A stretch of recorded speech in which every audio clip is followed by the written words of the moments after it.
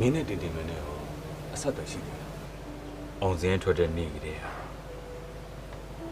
ငါသူနဲ့ဆက်သွယ်ဖြတ်ခဲ့တာဟောဘာတွေ့လဲဘာကိစ္စရှိလို့လဲဗျာ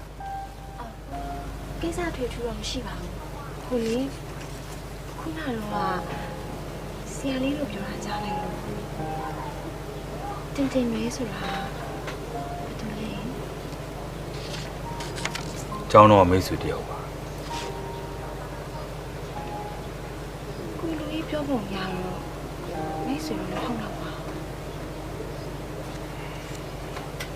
ဆရာလေးရဲ့ရှိစားလာရင် ဘာလို့မဆိုင်နိုင်လာမေးနေရလဲဟမ်